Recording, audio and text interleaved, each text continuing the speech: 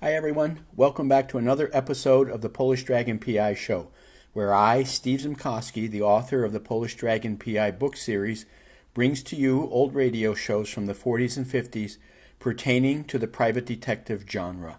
So sit back and relax and take a journey back in time to where radio was the only form of home entertainment.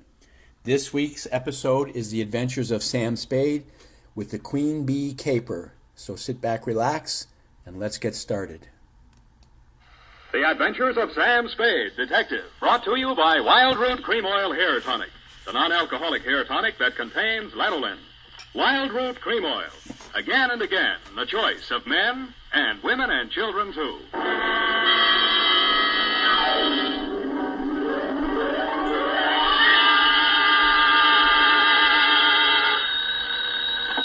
Sam Spade Detective Agency. Me, sweetheart. Sam, where have you been? I've been tasting the bitter with the sweet at Miss Wigginson's School for Girls, sort of a special course in homicidal apiculture. Apiculture? Mm-hmm. There were apes involved? Effie, where is your Latin? Apis, apianus, of or pertaining to bees. Oh, bees, of course. It was a bee caper? It was a beekeeper caper. Oh, that's funny, Sam. That's a honey. Effie, put these words down in your little book. Honey, sweetness, hives, combs, etc. Never mention them again. What? Keep things humming, sweetheart, and I'll be right down to drone my way through my report on the Queen Bee caper.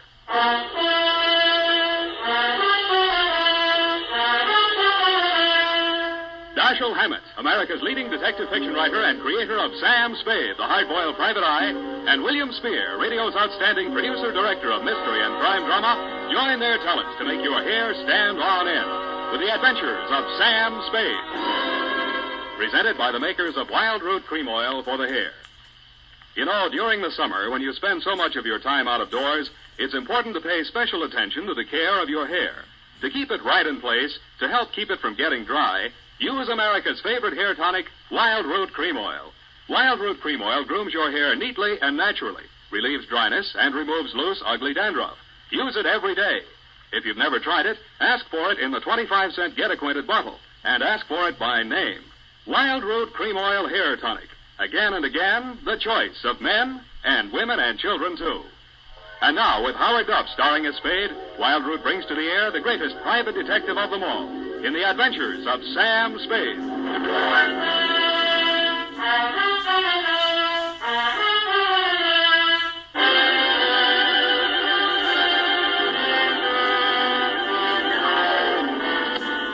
To be or not to be?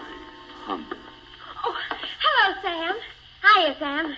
How's tricks? Oh, Effie, really, this jargon, this patois. Don't you think it's about time we spoke like educated people? You know best, Sam. Every time I visit one of our institutions of learning, I find out something I didn't know. Oh, Sam, that's incredulous. Well, you just know everything. Yeah, I guess I do when you come right down to it. The bee, for instance. Bees are a genus of insects of the Hymenopterus order. The what? Hymenopterus. Living in society is composed of one queen, or perfect female, a few males, or drones, and an indefinite number of undeveloped females, or neuters, which are the workers. That's me, I suppose. A neuter.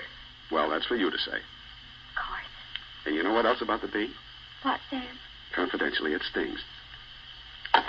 Date, July 10th, 1949, to Miss Elizabeth Cowley, Miss Wigginson School for Girls, Seacliff Drive, San Francisco. I wonder about girls sometimes. And that's bad, Effie. Bad. Oh. From Samuel Spade, license number 137596. Subject, the Queen Bee Caper. Dear Miss Cowley. I was singing a medley of sorority drinking songs as I opened the wrought iron gate, walked up the garden path, past those cast iron deer, and presented myself at the big brass bell pull beside that massive paneled door that stands guard between the outside world and your sheltered inmate. A little housemaid wearing dimity let me in and led me to your office. I sat on your chintz-covered sofa and looked at your drapes with their thriving beehive motif and waited for you with my back half turned to the open door. Yeah, hello, how are you?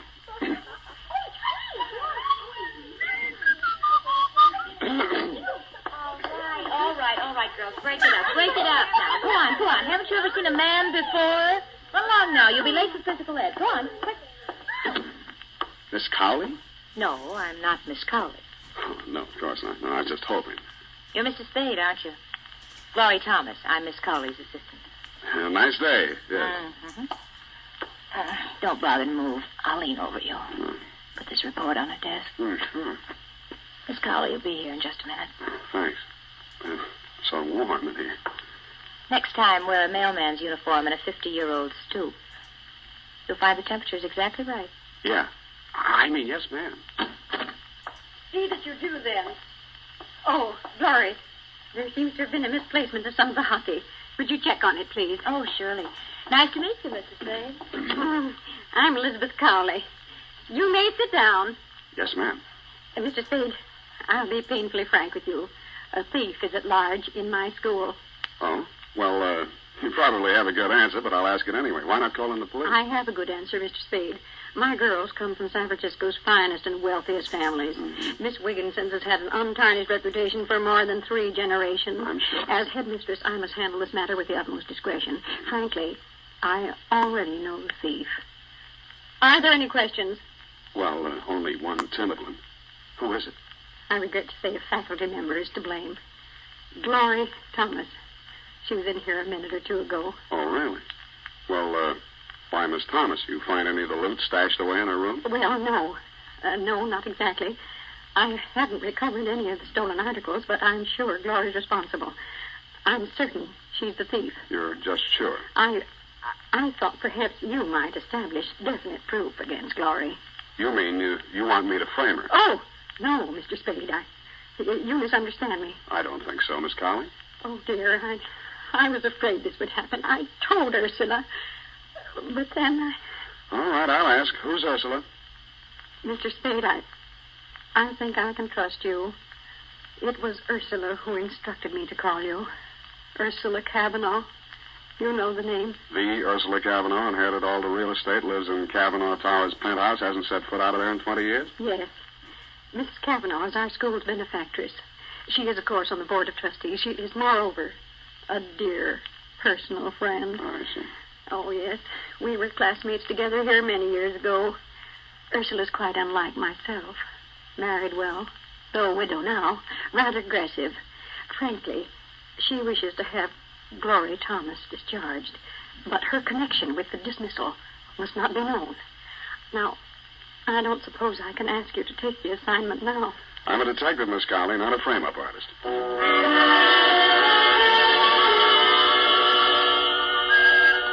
I had to have my name called up in the lobby, and then 2 elevator trips later, I faced her on her penthouse terrace. Ursula Kavanaugh looked like a 1910 stock company lead out of Charlie's Aunt, smoking a black Italian stogie and gripping a cane like a shillelagh. 2 men were on the receiving end of her black snake whip of a tongue.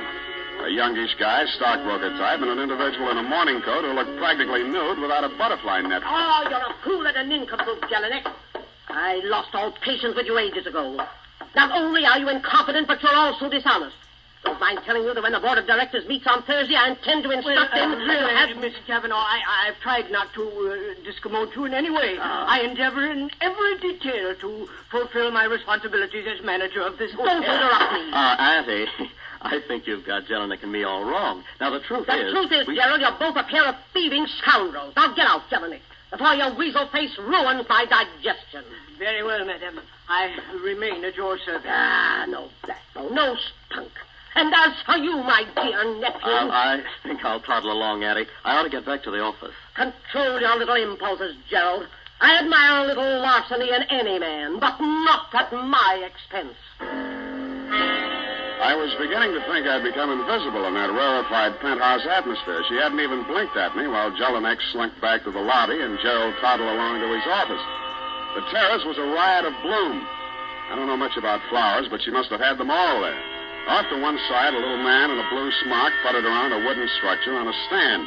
I'd become aware of bees humming amidst the flowers when she finally spoke to me. You're Tom Spade, aren't you? Sam, ma'am, the fun-loving Spade. Picked your photograph out of the other detectives. Looked like you got spunk. Why'd you come here? Curiosity. I met Glory Thomas out at Miss Wigginson's. I liked her. I wanted to see the type that would strong-arm her out of a job from a safe distance. Funky. Come over here, Mr. Spade. I want to show you something. Piggott. Yes, ma'am. That'll do for now. Work at the other end of the garden for the time being.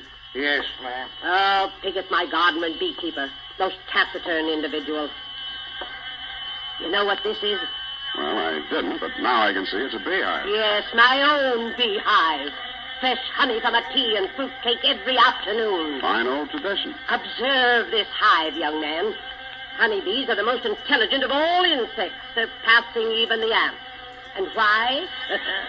Because one female controls a community of many, many thousands. I'm against it. Yes, Mr. Spade. The queen bee reigns supreme. The males are drones, quite useless. The female workers perform all necessary labor, no waste motion, no dissension. Well, some of my best friends are drones, and I just can't stand I think you understand me, Mr. Spade. I wish Gloria Thomas removed from San Francisco for an excellent reason. My nephew, Gerald Long, the young man who just left here, has developed absurd romantic notions about her. Yeah, so you want the romance busted up, but if you try to break it up openly, your nephew might get stubborn and even marry her. On the other hand, by framing her as a thief, you ward off the affair until you can figure out some other dirty trick. I knew you'd understand me, Mr. Spade. I admire bluntness in moderation. Well, what do you say to joining forces with me? Just one thing, Mrs. Cavanaugh. Nuts.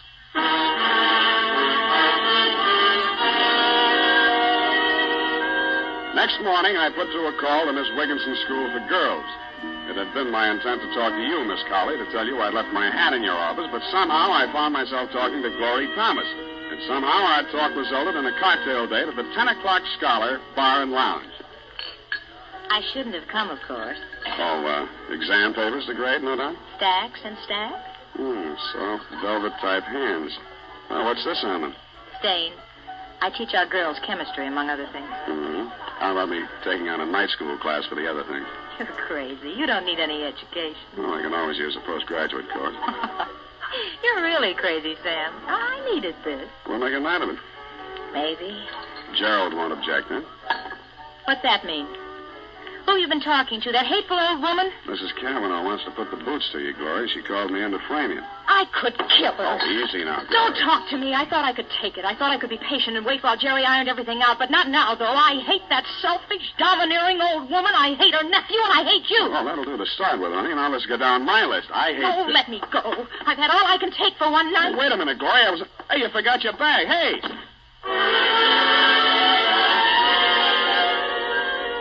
She disappeared around the corner as I came out into the street. It was starting to rain. As I stepped off the curb, I slipped and turned my ankle. As I limped onto Montgomery Street, I saw her disappearing into one of the tall buildings on my side of the street. It could have been the Cavanaugh Towers. I step and a half into the lobby thereof a few minutes later. As I came in, Jelinek, the manager, was getting off the elevator. He swatted himself several times in the neck and then went into a door marked private. No trace of Glory in the lobby. I looked in the bar. She wasn't there, but Albert Piggott, the beekeeper, was having a stinger.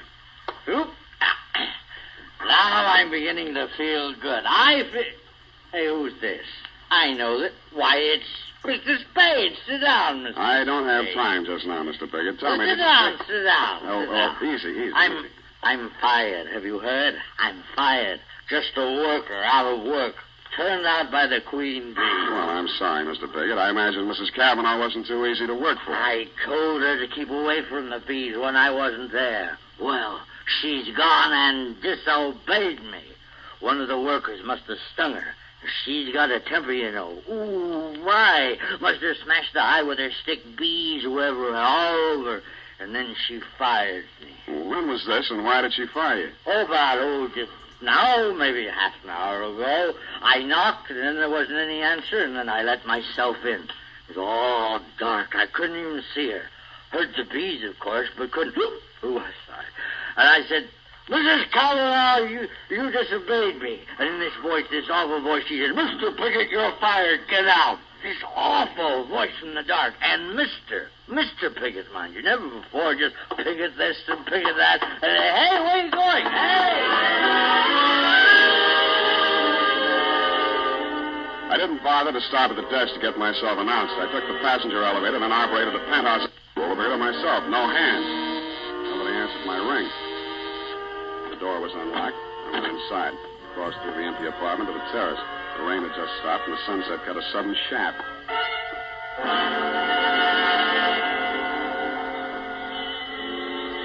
First I heard it, the humming of swarming bees. Then I saw the overturned beehive.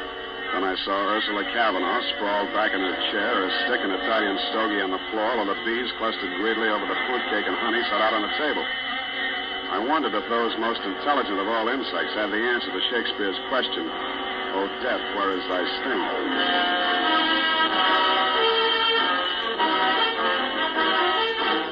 The makers of Wild Root Cream Oil are presenting the weekly Sunday adventure of Dashiell Hammett's famous private detective, Sam Spade.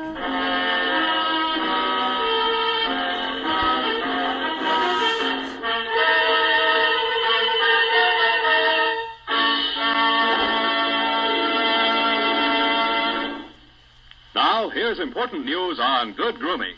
If you want the well-groomed look that helps you get ahead, socially and on the job, listen. Recently, thousands of people from coast to coast who bought Wild Root Cream Oil for the first time were asked, how does Wild Root Cream Oil compare with the hair tonic you previously used? The results were amazing. Better than 4 out of 5 who replied said they preferred Wild Root Cream Oil. Remember, non-alcoholic Wild Root Cream Oil contains lanolin. It grooms the hair naturally, relieves dryness, and removes loose, ugly dandruff. So if you want your hair to be more attractive than ever before, get the generous new 25-cent size of Wild Root Cream Oil, America's leading hair tonic, on sale at all drug and toilet goods counters. It's also available in larger economy bottles and the handy new tube. By the way, smart girls use Wild Root Cream Oil, too, and mothers say it's grand for training children's hair. Get Wild Root Cream Oil. Again and again, the choice of men and women and children, too.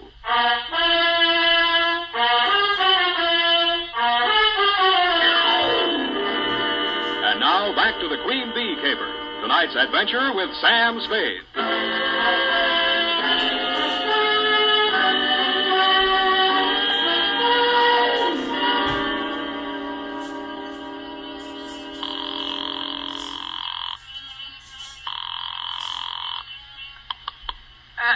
Miss Wigginson. Miss Carley speaking. Sam Spade. Oh, yes. You shouldn't have gone to see Mrs. Cavanaugh. I didn't make any promises, ma'am. Ursula was quite upset by your visit.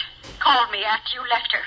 Quite angry about it, Mr. Spade. Oh? She wanted to see me today. Our weekly half-day holiday, you know. But I simply couldn't face her. I'm sorry if I sound... I finally managed to doze off after everyone left for the afternoon. Have you called before? No, this is the first time. I'm at Mrs. Cavanaugh's place right now. Indeed. Does Ursula wish to talk to me? She can't. I beg your pardon?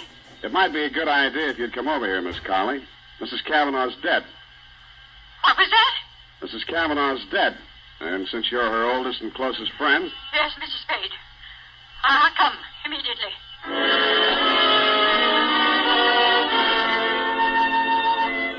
Well, you came on over, Miss Carley, but meanwhile, nephew Gerald Long arrived, also Piggott, whom I called down at the bar, and who sobered up with remarkable rapidity on hearing the news. Gerald was shaken up by his great aunt's demise. We waited for the family doctor to arrive and watched Piggott entice the bees back into the hive. You turned up soon after and tried to soothe Gerald's nerves. The hotel manager, Jelinek, also flooded in. The doctor diagnosed cause of death as shock from formic acid, the secretion bees inject into the bloodstream with their stingers. We all stood around thinking our various thoughts as the doc voiced this verdict. Piggott was the one who voiced an epitaph. She really knew nothing about bees, you know.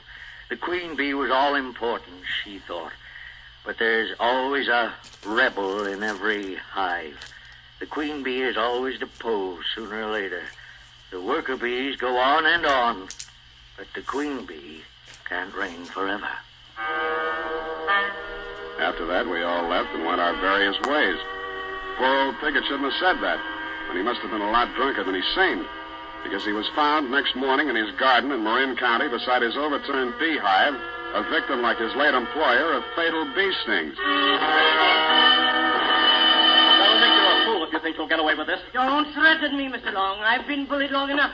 I don't intend to lose my position here now Mrs. Cavanaugh's gone. I've taken all I could stand from her, and I don't intend to let you walk all over me. I'll do whatever I think needs to be done, Jelinek. So if you're trying to insinuate I that can I cause haven't... you as much trouble as you cause me, maybe more. With what I found out about you now. Get out of here. Go on, beat it before I break. How did you get in here, Spade? Door was open. Well, if you're here to collect any kind of bill, I want to know what services you rendered. Nothing's rendered yet. But I figured you might like to know that Aunt Ursula was murdered. Murdered? You can't say that. Not in my hotel. Shut up, Jelinek. You need proof to back that up, Spade. I've got it. Piggott. What? Piggott's dead. How do you know? His doctor just called me. Yeah. Well, that's why I know your aunt was murdered. I've just been out to Marin, had quite a session with that doctor. Well, where's your proof, man?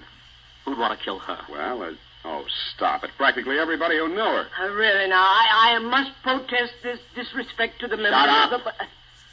Go on, Spade. Go on. Start getting specific. Well, specifically, Piggott's doctor, because of what I suggested, examined the dead man again, found the mark of a hypodermic, plus the fact that a concentrated solution of formic acid killed Piggott. Piggott's next-door neighbor said he'd been stung as often as 10 and 12 times a day. That meant he'd built up a certain immunization to bee sting. Are you suggesting that someone murdered him with an injection of commercial formic acid? I thought I'd made that fairly clear. And what would the motive be? To keep him from talking about his employer's murder. I see. Well, is that all? Yeah, except that his neighbor told me somebody answering your description called on him this afternoon. Mike? Oh. Well, yes, but Spade, look here, I can explain that. Allow me. Hello. Gerald, hello, darling. I'll be through in about an hour. Just got to check supplies in the chem lab, and then I'll be home and show you what a cook I am. You better be pretty I'm sorry, just a second. Here's Gerald. For you, Gerald. Your wife. Oh. Hold on a second, honey. Spade, look here. Now, you can't drag her into this thing. When'd you get married? Yesterday afternoon. Husband and wife. No testifying, huh? Well, I don't think I'll need your testimony.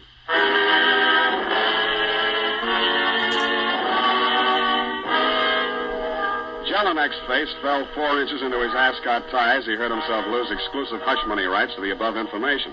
Pausing only to enjoy a hearty laugh at his discomfiture, I went on to my next and final port of call, Miss Wigginson's School for Girls. This time, there was no girlish tittering as I entered Miss Colley.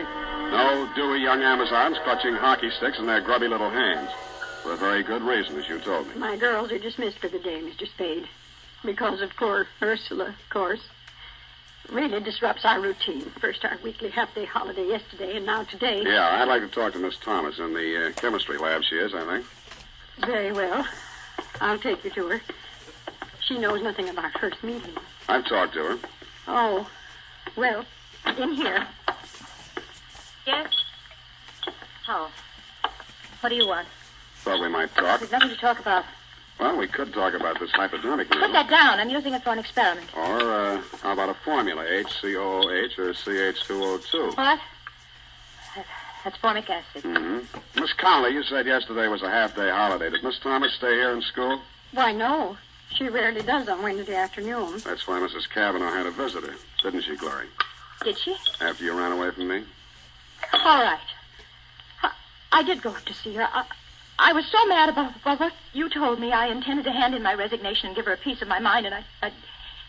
But she was dead when I got there. Oh, Glory, no. And I just got panic-stricken and ran. Yeah, murder's a pretty scary thing. Murder? What do you mean, Mr. Spade? Mrs. Cavanaugh died from a hypodose of formic acid. Somebody familiar with chemistry would use that method. Then that could mean... Mm-hmm. The acid could be made up in this lab. The hypodermic could be this one here. I didn't kill her. I didn't. You say you were scared. You were so scared you ran all the way to City Hall and married her nephew. So you found out? Jelinek found out first. He intended to squeal with the old lady, but she was dead when he got back. He knew her will disinherited Gerald if he married without her auntie's approval while she was still alive. We married after she was dead. But that didn't matter. After I saw you, I told Jerry if he was any sort of man, he'd marry me, will or no will. He did. And yet this morning he drove over to Marin County to see old Piggott. You think he was trying to shield me? I tell you, she was dead when I got into that room. I don't know anything about Piggott. One moment. I believe I recall that Mr. Piggott said Ursula spoke to him when she discharged him. Glory, you must be mistaken about the time you entered that room. She couldn't have already been dead because... Yes, she could have and was. The killer was almost caught by Piggott. She hid behind the curtain in the dark and spoke to him. Miss Cavanaugh was already dead, but... I see. Mr. Piggott thought it was Ursula's voice, but it was yours, Glory. No, it was yours, Miss Colley. What? You committed both murders. You had access to the murder weapon. You had the half-day holiday to do it in. Mr. Spade. Even at that moment, the finishing school schoolmarm had to say Mr. Piggott. Well, I'm not sorry for it. Ursula misused her power shamefully. And now the Queen Bee's deposed again. You're brighter than most men, Mr. Spade. You, too, understood the significance of Mr. Piggott's remarks last night. Yeah, I could have been a little brighter, a little sooner. You helped give yourself away when you asked me if I'd called you earlier yesterday afternoon. Why, Sam? How could she? Well, Kavanaugh bullied her since childhood. Then you came on the staff and your ability scared her. The Queen Bee being deposed and whatnot. When Kavanaugh wanted you framed, she saw a chance to get rid of both of you. She hoped her murder would look like an accident, but if it was recognized as murder, you'd be the logical suspect. Oh, you're much too clever, Mr. Spade. Let's get it over with. Yeah, let's. It's up to those drones at Homicide from here on in.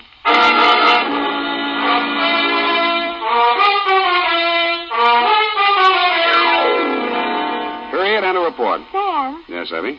how come Gerald went out to see Mr. Piggott? Well, Gerald didn't care about the will, but he didn't want to boot a fortune out the window either. Glory hadn't told him she'd seen his aunt, so he called on Piggott to find out when Piggott last saw Auntie alive.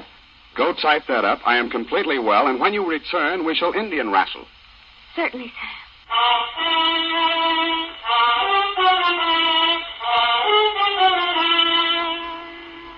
And now, listen to this. Shopping note. Tonight or tomorrow, get a family-sized bottle or handy tube of Wild Root Cream Oil, America's favorite hair tonic. Good night, sweetheart.